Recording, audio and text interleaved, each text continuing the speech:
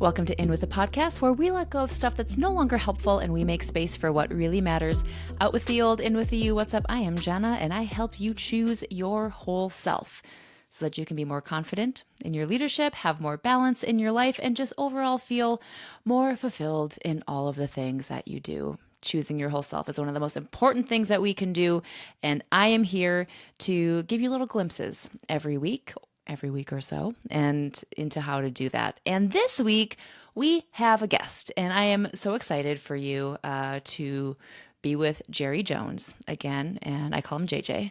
Jerry Jones and I have been friends for years now, and I love his friendship because we have these meandering conversations that touch every possible topic. And you may have heard, if you've been listening for a while, you may have heard Jerry on a podcast I did last year, 2 years ago.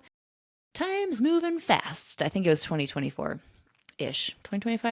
I don't know. Someone fact check me on that. But he's been on in the past talking about leadership, talking about life, and we do a lot of that here today. But our topics go all over the place. And in real life, he and I talk a lot about pop culture and personal development, and that shows up here today.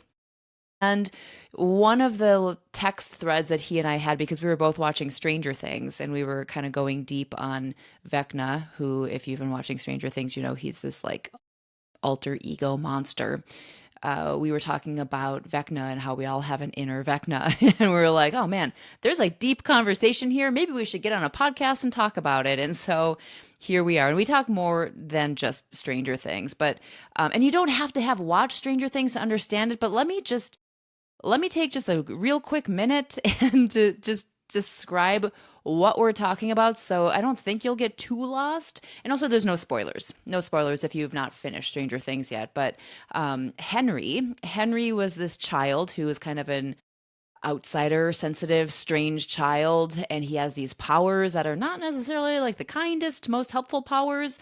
And he ended up being sent to this lab, this covert lab, because they wanted to test his powers. And this lab becomes a central plot point for most of the show, because there's other children who have powers and they're all in this lab together as well. But Henry was the first one.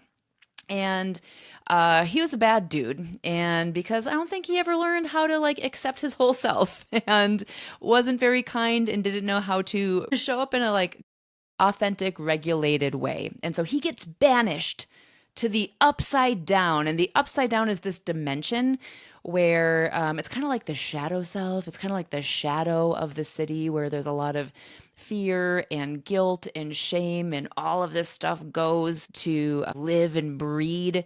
And because Henry gets sent there and he's there for so long, he kind of becomes the ruler, the overlord of the upside down. And when you are in an environment that is full of trauma and shame and guilt and all these bad feelings, it's gonna affect you. And it has affected Henry so much that he becomes Vecna, which is this monster that feeds on all of this guilt and shame and trauma. And he actually lures people into the upside down because he's trying to like perpetuate all of that guilt and shame. And he does this by luring children into there because they're not fully developed. They're figuring things out. They're already like having insecurities and stuff. And so he preys on them. And Vecna just is like a real bad, scary monster.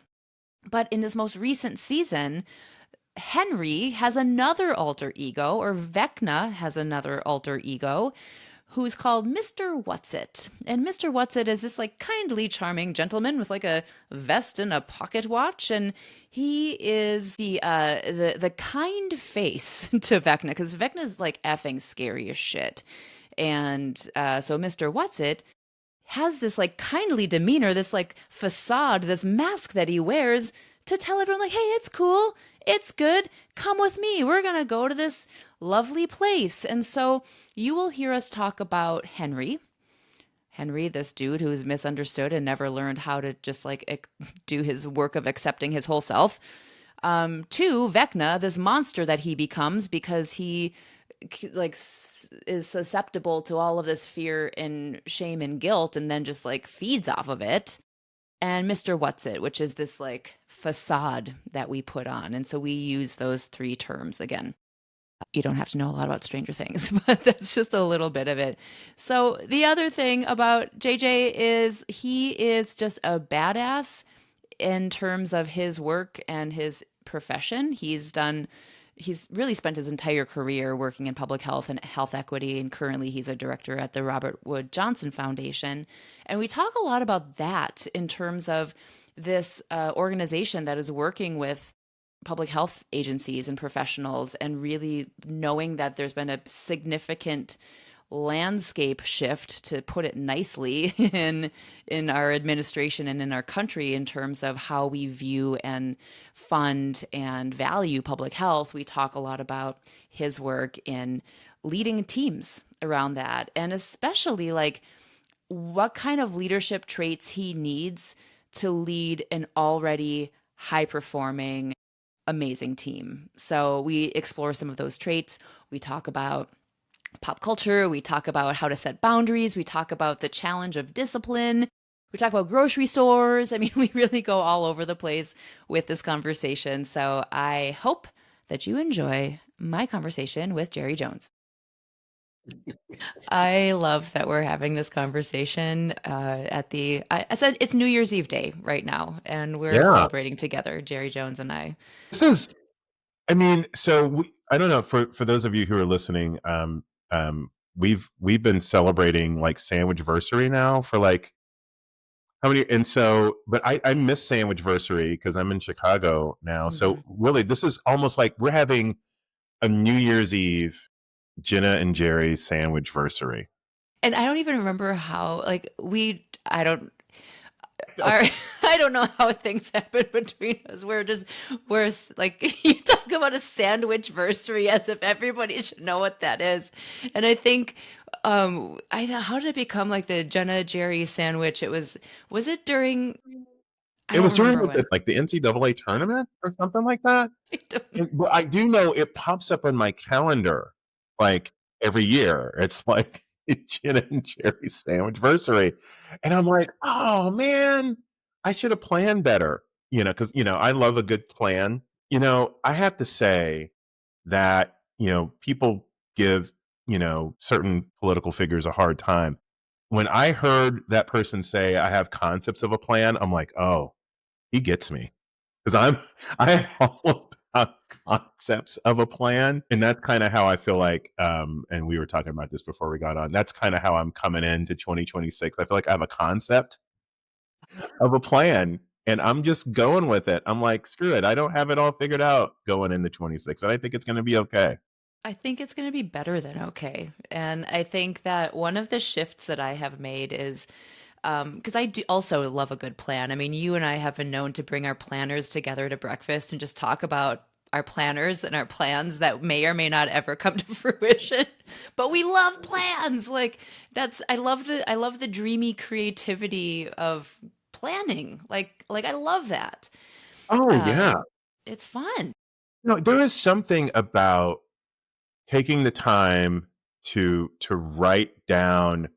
I mean, it's like it's one thing to have like a dream and a vision, but once you start putting it down and making it manageable, like concrete steps, I love that. And by and large, the things that I write down, I am able to accomplish. And where I'm at right now is things that I'm writing down. I'm like, I don't know where I'm going actually in 2026, except I Mm, like how I feel in the direction that I'm going in. Does that make any right. sense? It makes so much sense. So how would you describe how you feel? Like today, 2025, last day of 2025, like what are the words that you'd use to describe Jerry Jones? I anticipatory. I am Mm, anticipating things, and and I know everyone's kind of like, you go into the new year, and it's like it's not like a resolution thing because I haven't resolved anything, and that's part of the challenge that I'm having. It's like I haven't resolved the damn thing. I want to resolve some things, things I'm gonna accomplish. But like it's excitement. There is some nervousness mm, to it because the Virgo in me is like, I have to know mm. what step 10,000 is going to be before I take step one. And thus the planning helps me, gives me the planning gives me the illusion that I have control over all of the things, um, but it does help in the sense that when things do change, that I know how to, it's like when you're taking a hike, or walk, like the terrain, you have a plan, but sometimes the terrain dictates like where you're going to go. Hmm. And so I have a little bit of nervousness about not knowing where I'm going to end up metaphorically. Like I'm not planning on like I'm not planning on leaving Chicago, but that I don't know. Like, like could I? I am certainly not planning on changing careers. I love what I'm doing. Yeah, and remind us again what your career is now, because I know you've made some shifts, and I love hearing Yeah. you talk about it. Yeah. I work for a large healthcare foundation called the Robert Wood Johnson Foundation. So if you're an NPR listener, you probably have heard the name of the organization mentioned a time or 1,000 times. Yeah. Um, and I direct a team of badass. Can I say that You on can on say the show? anything you want. I mean, I know it's a family show, Yeah. but badass program officers. We support efforts that are focused on improving public health systems and healthcare systems, and we're really looking, to build a future where health is no longer a privilege but a right. And so my team is focused on that every single day they come to work, and I have the privilege of leading that team. That's And so, incredible. And more important now than ever, just as so many mm, public health systems are being dismantled and the, prestige and importance of our public health system and research and funding for all these things is disappearing or is completely gone. So how do you motivate people in a environment where their work is seemingly not valued by so many people? it's interesting in our conversations with our partners. So we ourselves are doing the work. We provide grants to organizations all across the country who are doing the work. What I found, Jenna, is that I feel like they in the field are providing us with more hope Yeah. than we are providing them. But I think one of the things that motivates the team that I have, um, they don't actually require me to motivate them at all. Mm. Like they are some of the most driven, focused, together people that I've had the privilege to work with.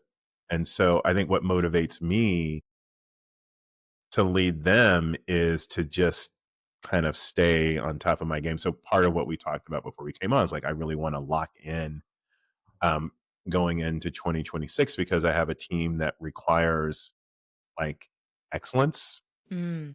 and so I'm focused on that. And the thing that drives me is that the work that they're doing, that we're doing, is work they started envisioning like 3 years ago.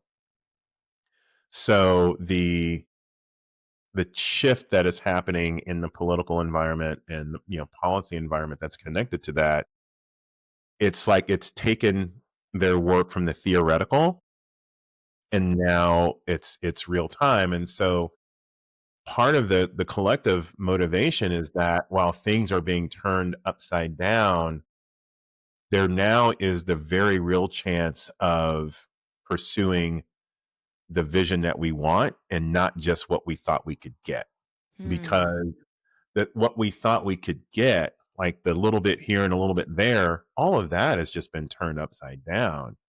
And so, really, the only option that folks in the field have is going for the things that they actually want. Right. The the trimming around the edges, like those edges are gone. So now we have to completely build, build anew, as it were. And so I started earlier this year in 2025. I will tell you all, when you start a new job, do not sit in the meeting with the CEO and say the following thing. If if a tornado takes out your house, don't rebuild the same house with the same shitty kitchen, right?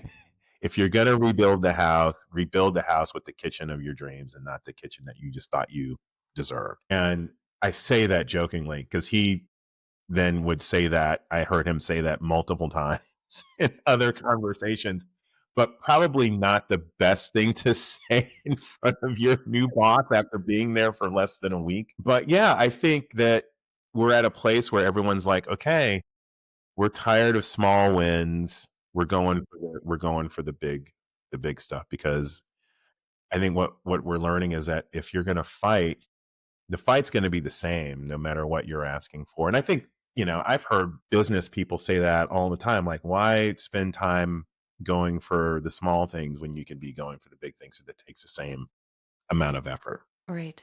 So that's where we're Which, at.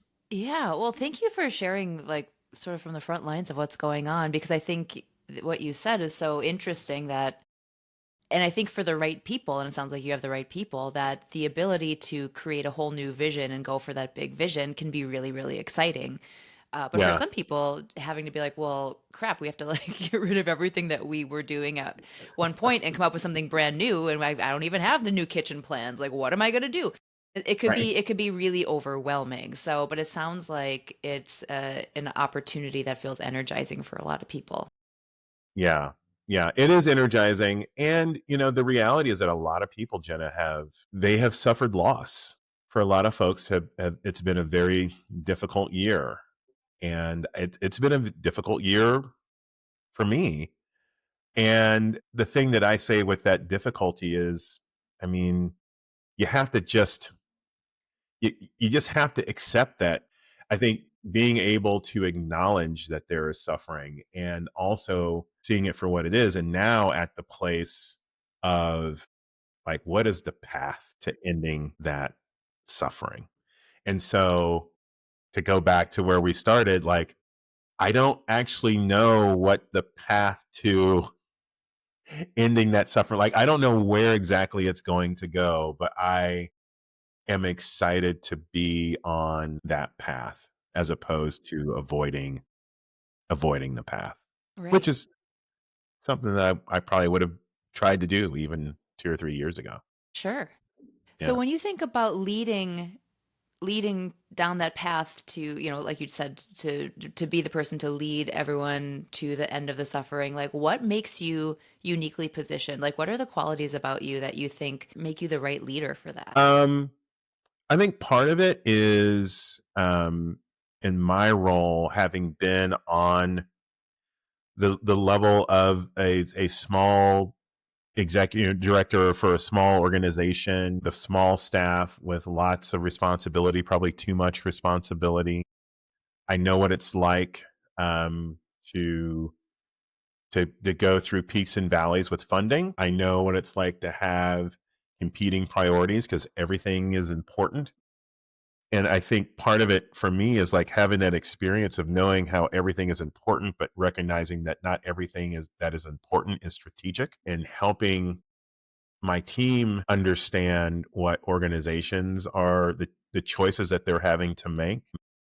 I think one of the things that we've been working on is being clear about what we're saying no to makes it easier for us to be clear about what we're saying yes to. And having that clarity as a director of a small organization, that's important.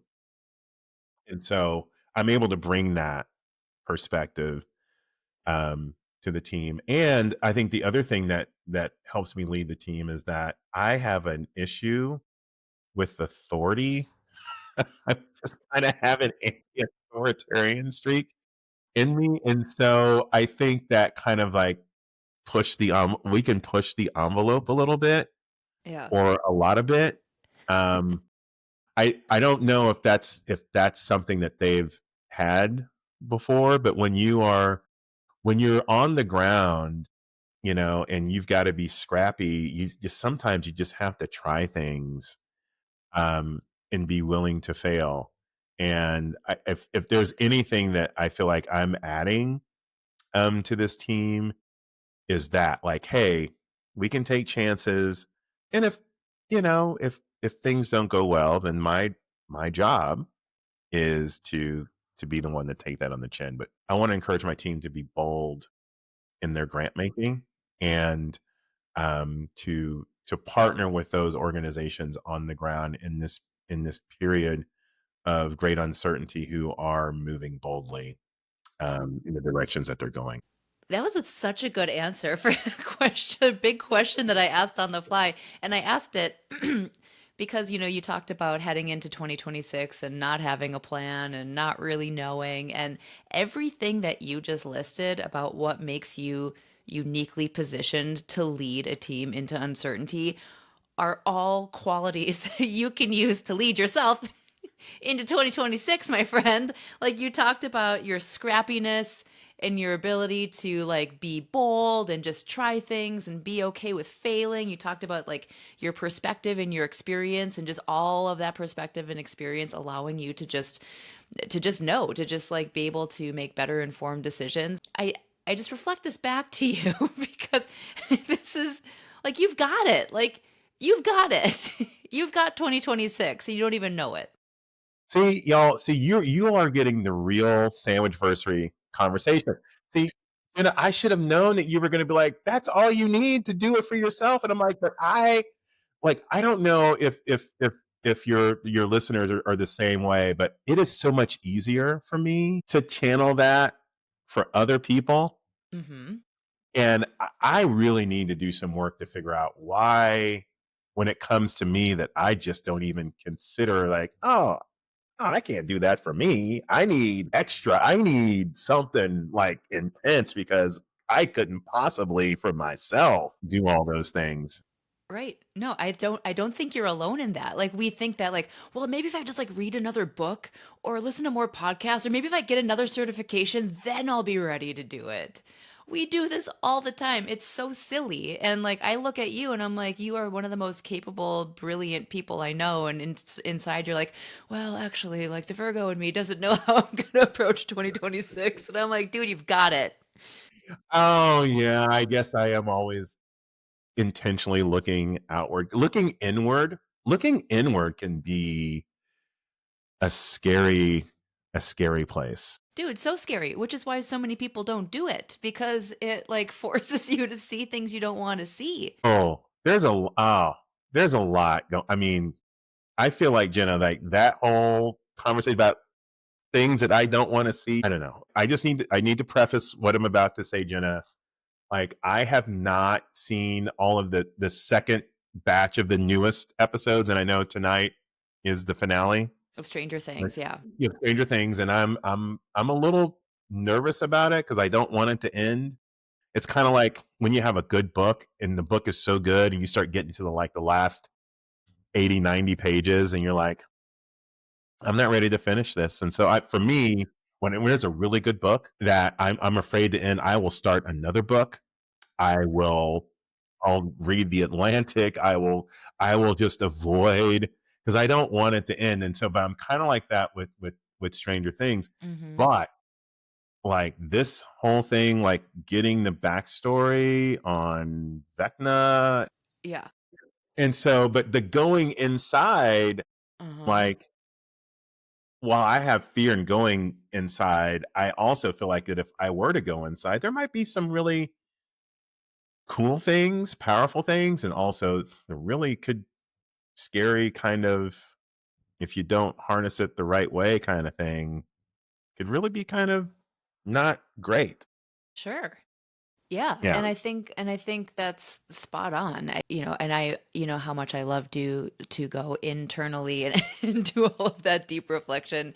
So I do feel like it has been a frontier that I've been unafraid to face, but it does bring up some stuff where you're like, oh, I don't like this about me, or that's not the way that I intended, like that was not the intention of this action or this behavior. And so it does force you to get like a little bit more sophisticated in how you're showing up in the world. But I think the people who have the courage to look inside even for a little Mm. bit, the self-awareness that comes with that is, I truly, like, one of the most number one game changing traits that a person can have is self-awareness, whether it's at work, whether it's in relationships or at home. And all of that comes with the courage of looking inside at some of those yucky things. One of the reasons that you and I decided, like, hey, we should do a podcast is because we were texting back and forth either in Instagram or in message. I don't know, one of the many places where we're messaging each other, and we were talking about Vecna, and you got real deep about how, like, our inner Vecna and our fears that are holding us back. And I'm like, oh shit, dude, like, we need to have a podcast about this, to talk about Stranger Things, to talk about fear, to talk about looking at those things inside of us that we might not want to look at, so they don't become monsters that keep Mm, us small and powerless. So I do think that while it is scary to look yeah. internally, if we don't do it, then Vecna's going to come and we're going to go into the upside down.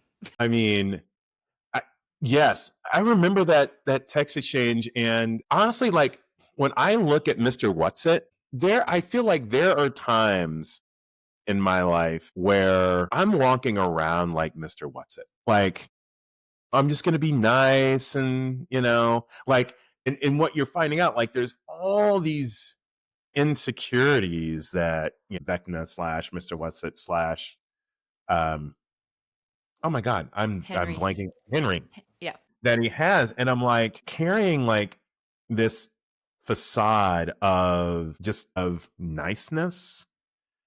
Um, I feel like is the thing that it's the protective shield, and underneath is like all of this fear and doubt. And a lot of that is just false stuff because it's like built up in my head. And I'm like, what would it look like if I wasn't gonna be Mr. What's It, but like I really just dove in to explore the things that are inside, because those things are like a Vecna to me. Like those things just kind of hold me back from the things that I want, things that I need. Um, and I'm like, I don't want to be fake and I don't want to be Vecna, right? And like Yes. honestly, like it's like, dude, like you could have just been Henry, man. And yeah, you're different, and it's okay, but like you get to a certain point where if you I convince myself like, oh, I can't do all that stuff for myself. What do you mean? Like be scrappy and bold and all? No. That's for other people. Right. I don't get to do that. I don't go. Yeah. That's going beyond the woods, Jenna. Right. There is this powerlessness that we believe in ourselves somehow, like you said, like, I can do this for other people, but I can't do this for myself. And I think that's the thing that Vecna represents, is this, Mm, like, this powerlessness, mm, like quite literally being bound and mm, paralyzed. yes. And so I think a lot about, like, our power that we have inside of us, and Mm, remembering what our power is. And your scrappiness is one of your powers. Your optimism is one of your powers. Your long experience in life and in work are your powers. And so I think, like, Vecna's here, to your point, like, to make you believe that your powers are somehow not good enough, mm, or that you don't have what it takes. And so yeah. I just been thinking a lot about, like, what our powers are, and what takes Mm. away our powers, and how we can be reminded of what our powers are. Thinking about like Vecna and Mr. What's It and recruiting all these kids, and they're kids and they're just going. And what's hard for me is I willingly follow Vecna knowing that those things that you just mentioned, and how detrimental it is. But I'm like, there are times where it feels safer. It feels safer believing the lie about being powerless, Mhm. because I would say for myself, there's a less responsibility, or there's a sense of a lack of responsibility to it, and it's just kind of like, oh, I don't have to worry about that. I don't have the power to do all that stuff, so I don't have to worry about it. I can just stay on easy mode and cruise through life. And where I really feel like I need, if going through the things, it's like I feel like we all have the power to actually do some real cool stuff. Like, Hmm. and real cool stuff is going to be different for every person. Really cool stuff might just be, yeah, I go for a walk every day, you know? Real cool stuff could be, I'm going to go to Bora Bora this year. It could be, I guess, really cool stuff is just whatever it is, the thing that you thought you couldn't do because you didn't think you were enough Mm, to do it, right? mm, Or that you mm. don't deserve it. Um, and then in that regard, Jenna, like one of the things I've been thinking a lot about is like we do deserve some things, and then there's some certain things you just don't deserve. There's certain things you just have to work for. There's certain things you just have to get out and do. And so it's one thing to tell yourself that you don't have what it takes to do something. And I have certainly told myself that lie in the past. It's another thing to do the work and figure out that sometimes you just don't want it enough. And that that there's a sense of laziness or an entitlement that has to be overcome. So my Vecna is the, do I want it enough to do certain things and not do other things in order to get there? And so I'm trying on the doing the things that I haven't always done, and I don't know exactly how that's going to work, but I feel like it's going to be better than just playing the hits, you know? Like Mm-hmm. it's trying new things. So like if I were to say what my Vecna is not being willing to just completely lock in and go 100% into something, you know? I would, I'm going to take the easy route and say same. Because everything you said is 100% accurate for me too. Like where like I have a vision of what I would want in my life, but I'm like, well, do I deserve that, or do I actually have what it takes, or am I too lazy for that, or I question all of the reasons why that will not ever be a reality for me. And I'm like, well, why am I telling myself this? Like everything that you've set out to do, you've done it. Like everything that you've said you've wanted, you've made it happen. So why is it now? Like, what is it about like these next steps that feel so insurmountable or scary, or like all of a sudden you don't have what it takes? And I think some of it is like, do I have the do I have the discipline to fully lock in? Because I do Mm, feel actually there's just some story in my head that I'm not disciplined enough to make the things happen that I want to happen. Like it's a level of other people seem to have the hard work to do yes. it, but I don't somehow. Like I don't have the hard work, or I'm too lazy, or I'm too distracted, or I'm not, I don't know. I would say my Vecna is really similar to your Vecna. Well, so I think this goes back, Jenna, to I think what the power of planning is. Yeah. Like you said, everything that you set out to do, you've done. You lay out a strategy, you execute, and as things happen, you adjust and you keep moving towards the things that you're doing. And so when you get to a place where like, oh, I don't know, that might be too big, but it's like you built up your muscle to do things that you hadn't done before Yeah. in the past. Yeah. And so it's one of those things like, so I'd love to get your thoughts on this. So, um, do you always have to believe that you can do it in order to do it, or do you just need to just do it? You know what I mean? Is self belief required all the time Hmm. to That accomplish the things that you want to accomplish? that's a good question. Because sometimes is it just like you just lay out the steps and do the steps, Mm, and whether or not you believe that you can do them, you just do them yeah. because you just do? I don't know. That's a really good question where I think that I've always believed in my ability to do the things. Mm. and other people seem to believe in me, which helps my belief somehow. Um, but is that a prerequisite, or can you just set out and do the thing whether or not? But I guess maybe the question too is like if you don't have a belief in yourself, do you have the same drive and motivation to get there? Mm. Does belief fuel your motivation in a different way? Yeah. So I think that's where where my challenge is. I even when there were moments where I didn't think I believed in myself, I think I have relied on my ability to do certain things, and so I have a there's a belief system that is very complicated, and it ultimately gets me to the place where I'm like, oh yeah, I believe I can do it. But the things that I want, that I really want in life, I feel like require more than self belief, and the leap that I'm attempting to make is from relying on self belief to moving towards self discipline, right? Mm.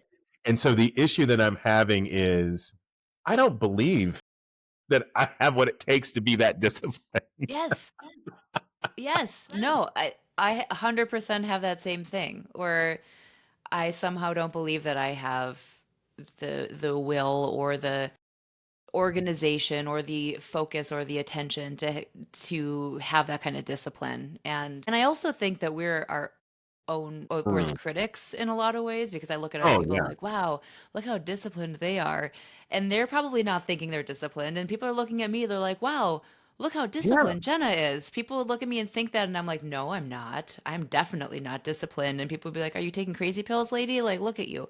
And so I think that it's just maybe it's how we define what discipline is and get really like Mm. clear on ourselves, because just the blanket term of like I'm not disciplined enough is fucking bullshit. Like you and I are both very disciplined people.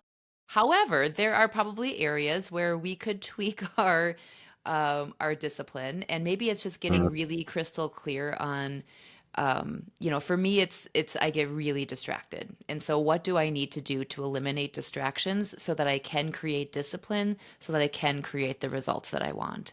And so for me it's really specific about distraction and focus and attention. And that's a easier, like once you define what that thing is, you can create some strategies around some workarounds that will then result in what you deem as discipline. So maybe it's not that we're not disciplined, JJ, but I think maybe there's like little subcategories that contribute Mm. to our discipline that need to be defined better.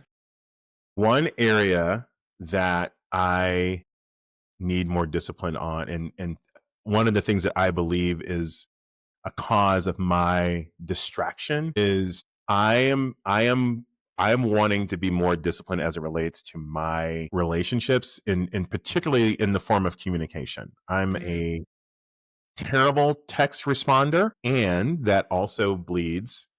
I let email build up, and then I have to then spend 2 or 3 hours going through email. And so one of the things I'm looking to do is being more responsive in the moment to communications mm, that come to me, whether in work, email, in my life, text, phone calls. And I feel like if I begin to focus on those things, and being more present and responsive, that I will end up being more focused on and have more time to do the other things. But I get distracted, like, oh man, I should have responded to my buddy Ryan. I should have responded to that email that I got at 10, and it's now 11:30. And so now I'm like, nope, I need to just handle communications in a yeah. more disciplined way.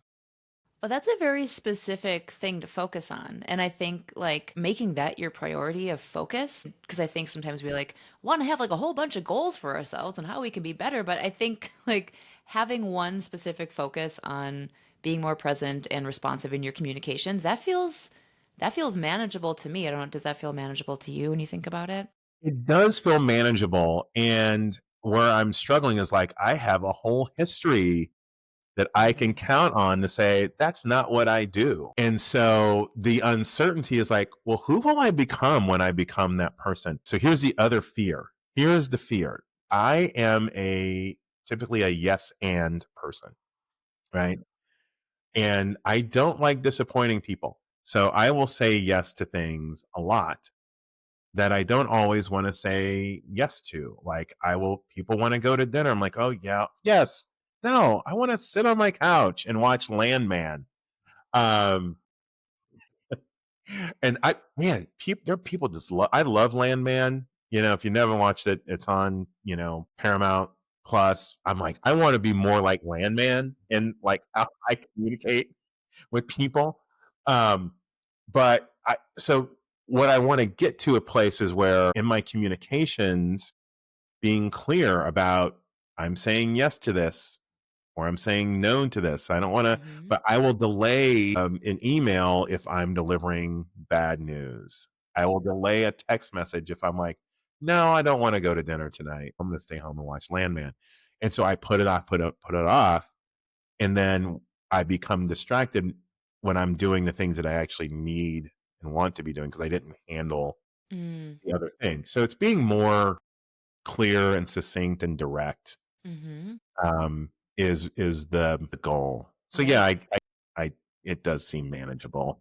It's scary. Well, I mean, I think what I'm hearing from you too is like there is this sort of people pleasing aspect maybe Mm, underneath some of it where you don't want to deliver bad news or hurt people's feelings or say no to dinner. And I totally get that. And I think that this phrase "clear is kind" it keeps coming into mm, my head, yeah. where like the kind thing to do is to not delay a response. The kind thing to do is just let people know straight up right away because they're anticipating an answer and they're like anxiously awaiting your response. And like the quicker that you Mm, can give them, even if it's bad news, an mm. answer, like they can go about their day and feel like, okay, I've got an answer either way. And now you can go about your day because you're like, okay, I've responded to the thing and I don't have to think about it anymore. And now I can watch Landman.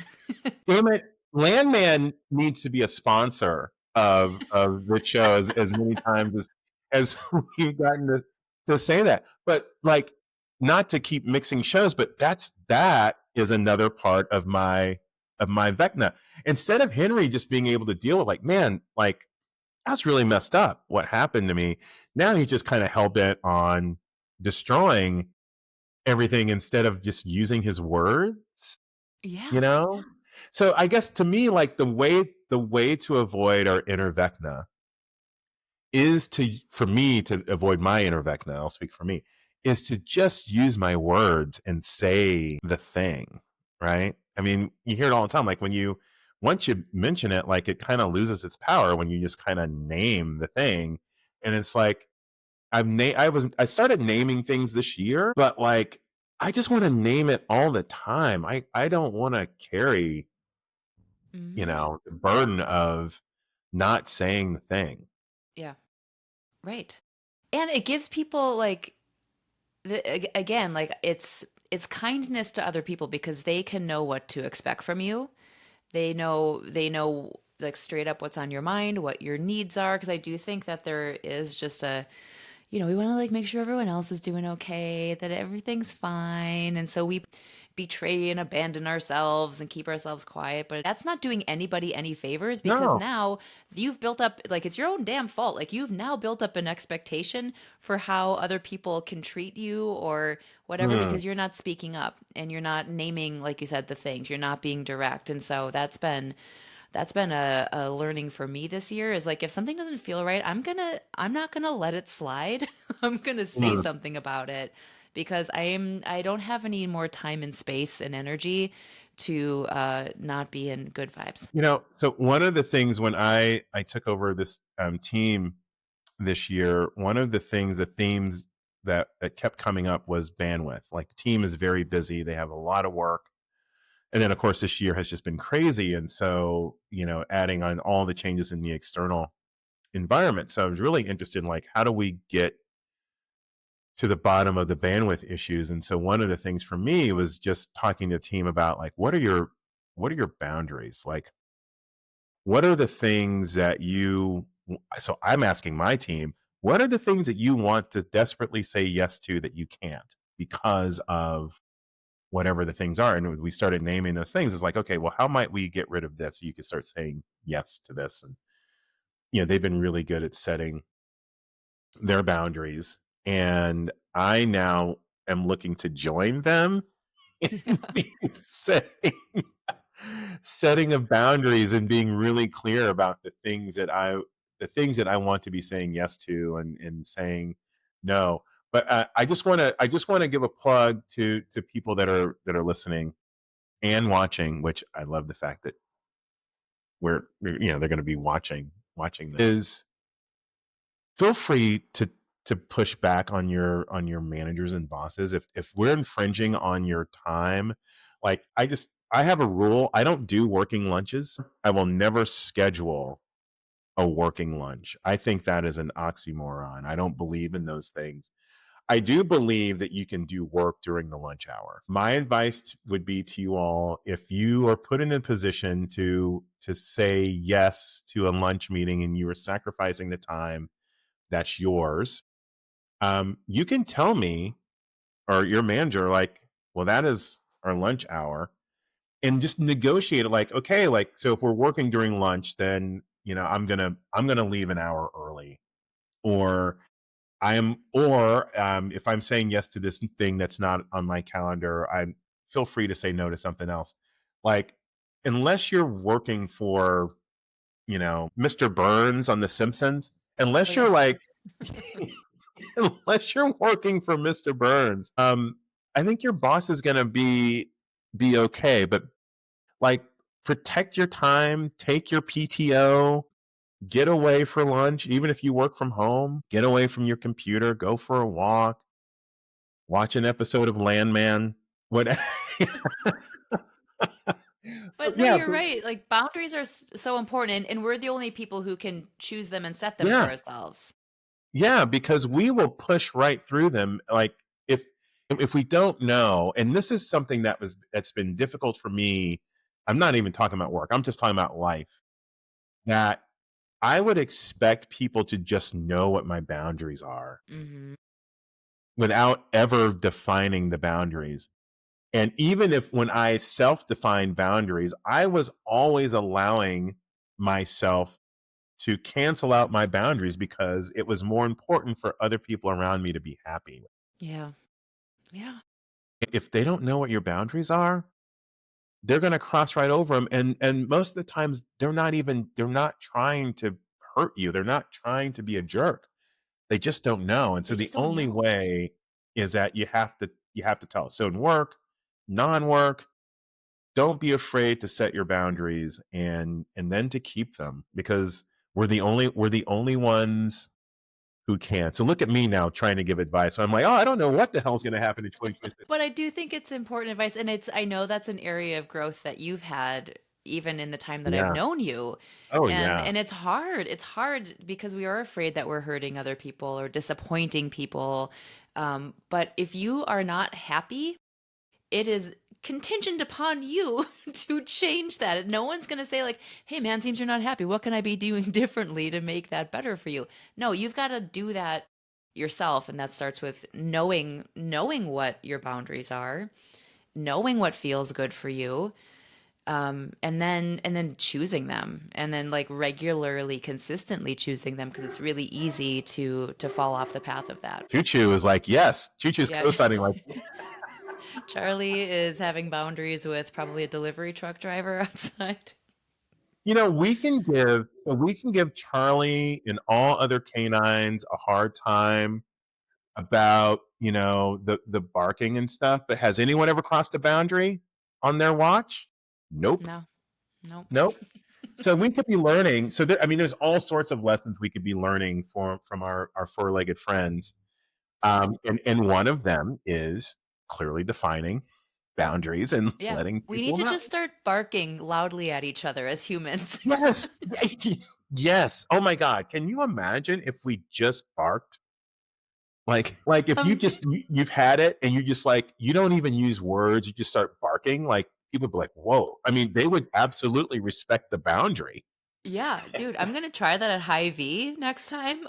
If someone is just like taking up space, I'm gonna just start barking. We'll see what happens. Jenna, I don't want to get you in trouble on your podcast, but one of the things I miss about being in Kansas City is Hy-Vee, and to me, Hy-Vee is so superior to Price Chopper. Like, Mhm. it's hard for me to explain. And there's some good grocery stores here in Chicago, but man, there's nothing quite like a Hy-Vee. You I know, just, it's oh, a friendly I just smile on I know every I like aisle. a Saturday morning. I just like to be there, get some coffee, walk around, just look, just be leisurely. Not a lot of people are there at like 7:30 a.m. It's great. You know, I used to look at those people who did that and like, man, what are these old people just sitting around? They're having Hy-Vee breakfast, which also very good, by the way. They're sitting around having breakfast and they're having coffee. People walking around. I'm like, man, why are they doing that? But then I don't know. When I hit my 40s, I'm like, oh, something just clicked. I'm Hmm. like, oh yeah, I'm not in a hurry. I'm just gonna do a leisurely stroll. Like you, I get a coffee and I just kind of walk around. I talk to the deli counter people, you know. Just like looking at different cheeses and just like, Yes. see what's on sale. Yeah. Oh, yeah. I mean, it's like I could spend an hour and a half at a Hy-Vee and come out with like 8 or 9 things. Like, Yes. Oh my and gosh. a really good, also not for nothing. I think a really good flower selection. Mm-hmm. I Mm-hmm. think I think Hy-Vee's, their plants, flowers, top notch. Hy-Vee, I mean, if you need another sponsor, Landman. I was gonna say Paramount Plus and Hy-Vee should reach out to me because you're getting a lot of publicity here today. There is something also. I mean, with Hy-Vee though, there is something about also about taking time. Mm-hmm. Like Mm-hmm. when I'm at other grocery stores, I'm just trying to get in and get out. You know, but when I'm at a so not just Hy-Vee, but like there are places, there are people that are kind of like that. You're one of those people where it's like I just like to meander and just kind of talk and so part of it, I think part of like the desire to be more clear and direct in my communications is that I want to create more opportunities for finding those people who are the kind of people that you want to just kind of take your time with and meander because in my job I feel like there's so much busyness. And I think a big part of the busyness for me is being more clear and direct in communication. But then once I do that, I think I want to be able to create space where we can kind of imagine a little bit and think about like what are the necessary risks that we need to be investing in. Um and it was difficult to do that this year. I want to make it less difficult to do that at work. And I feel like work is then the practice for me to then figure out how to do that Yeah. No, I think I mean for myself. how we do one thing is how we do everything. And so I think Yeah. that it's just important to know like how you are at work is likely how you are not at work. And so the same lessons and strengths they transfer. They transfer. And so uh I don't know. It sounds like your 2026 like through this conversation I feel like there's some shape being put together into your 2026 a little bit in terms of your focus. Yeah. See, I almost feel like this is almost like unfair. Like I should be hiring you as a coach. I'm like, oh yeah, I'm gonna use Sandwichversary as, the way to kind of like, oh, I guess I do have 2026 together. Yeah, now I'm excited to get into my Yeah. planner now after Yeah. this conversation. I'm gonna get it all down and you're gonna get a text like, I think I've got it. I think I know what 2026 is gonna look like. I'm excited. And I do think that at some point in 2026, we'll have to have you back to hear how things are going. And maybe before, I don't know, maybe it's like every New Year's Eve day we get together and we do this conversation. My gosh. this kind of feels like, like when, when SNL, like when Tina Fey or Amy Poehler come back, and it's like, can I just be like a recurring? And at a certain point, we have to talk about, like, is there the equivalent of the 5-time guest on SNL when they get the The Five smoking Timers jacket? Club. Yes. I'll have to figure out what that is. You'll have to, if you'll probably be the one to get to the Five Timers Club, the first one, so you'll get to dictate what that swag is. Maybe, you know what it could be. We could get, like, just like a print of Charlie, of you and like Charlie, and get it on a T-shirt. And maybe that's just that. Maybe that's the thing. You get like a Jenna and Choo Choo T-shirt for kind of the 5-timers club Or maybe or there's something. some sort of like high V hoodie or something. Like a you get like a $20 gift card from Hy-Vee, and a 30-day subscription to Paramount Plus, so you can like binge Landman. Exactly. We're gonna be like, oh wow, this is the. I mean, that would be something, right? Like a kind of a whole like Jenna swag bag of Hy-Vee and Paramount Plus, and you know, um, I don't know. So now I'm just gonna spend time thinking Yeah, about. that sounds like an important way for you to spend your time with I everything that we mean, talked about today. I think maybe there's other things you should think about, but sure, if you want to spend I your mean, time on this. we're still in 2025, and so I'm not completely locked in. So I can spend another hour just thinking back. You're going to get this text like, okay, this is what the Jenna swag bag is going to include, and it's going to be things. And it's like knowing that I'm designing the swag bag for me. And maybe like a Vecna mask, something really terrifying. Because Vecna's very scary. Like, I don't know, but this is a very scary show. Like some of the imagery is quite terrifying. Can we talk about that? I mean, it is a scary show, and I don't. Maybe I had missed that, in the first handful of seasons, but this season in particular So scary. feels very dark. And I'm Yeah. like, oh, that, like, I can feel myself getting a little anxious. Like, I'm like, is Mr. What's it going to show up now? Or is Vecna going to, I'm like, yeah, I'm I'm excited. So I haven't worried. watched the latest chunk. Haven't finished the latest chunk yet, but I'm excited for when you watch it because there's some very scary stuff, and we can talk about how scary it is once you watch Yeah, it. I mean, and I'm not afraid to say that as a grown man, it just, yeah, it kind of scares me a little bit.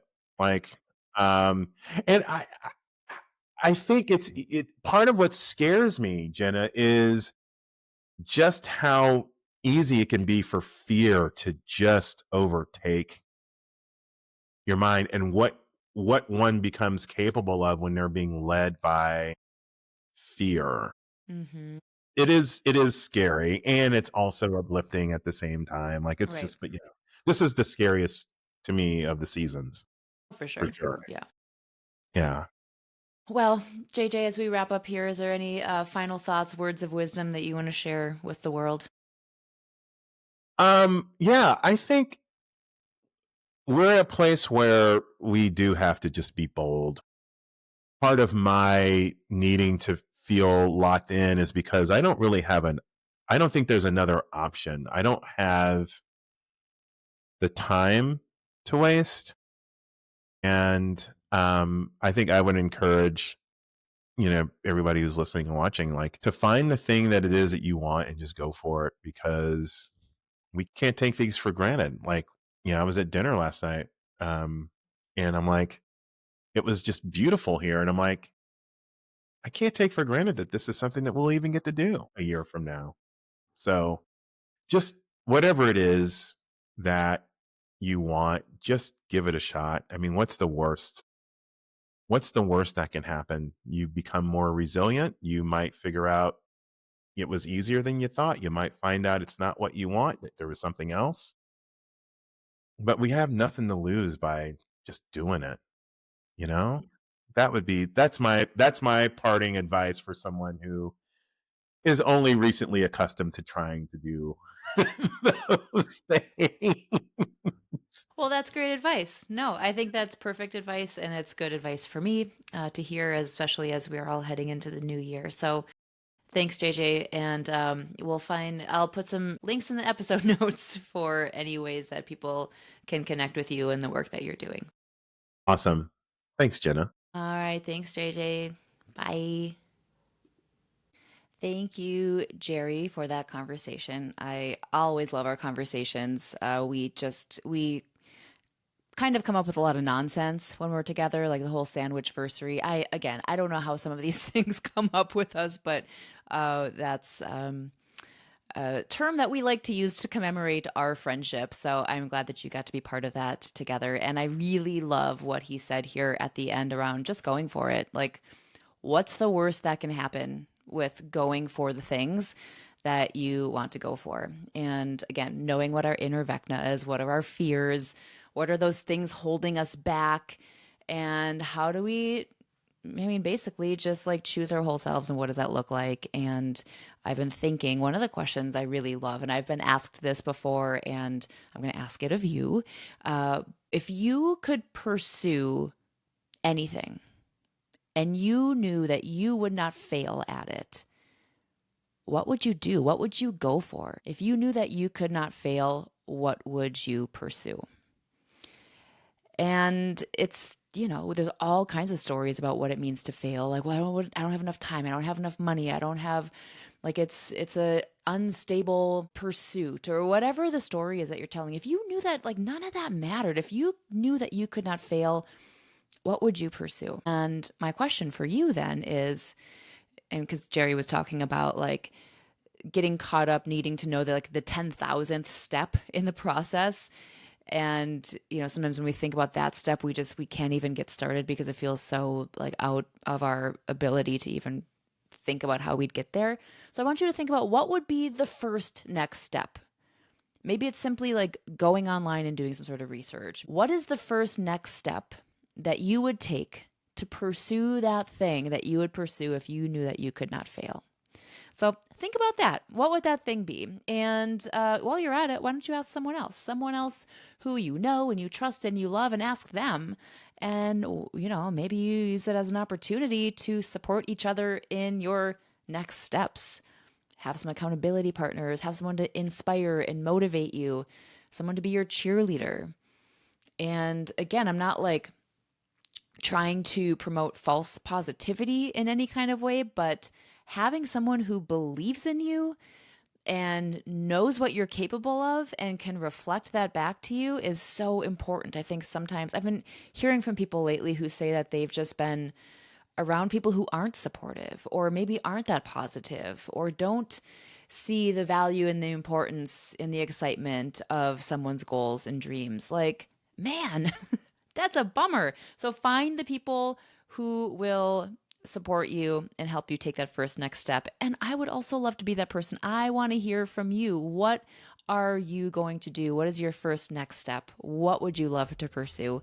I'd love to hear from you in all kinds of ways. Links in the episode notes for how to connect with me: Instagram, LinkedIn, like, follow, rate, review the podcast, share it with someone. I know the world right now for a while, for sure, but definitely right now feels really heavy. And I've been thinking a lot about just the forces that feel like they're being imposed upon us in a way that feels really deflating and scary and fearful and dishonest, like all of these things that just feel bad. And it can feel really helpless when we feel like there's nothing that we can do against these forces that are so big and so major and so powerful. But what I'm choosing to do is to be the counterforce. So if things are hateful and fearful, I'm going to keep showing up with love and compassion. I'm going to show up with curiosity and understanding. I'm going to bring patience. I'm going to bring all of these things that seemingly feel like they are lacking in the world right now, because they are, but also every single one of us can be a force for good. We can be a counter force to these things that feel really heavy and yucky and scary. So I am sending all of my love to you, and I hope you're doing cozy things. January is a very cozy month, and I am taking full advantage of the coziness while also packing my calendar with really special times with people I care about a lot. And so you are one of them. Thank you for listening. Thank you for watching. Continued work on how I navigate this video world. I'm getting rid of my dead plants, so you don't have to watch that anymore, which is exciting, hopefully for you as much as it is for me. So until next time, keep making room for what matters. Out with the old, in with the you.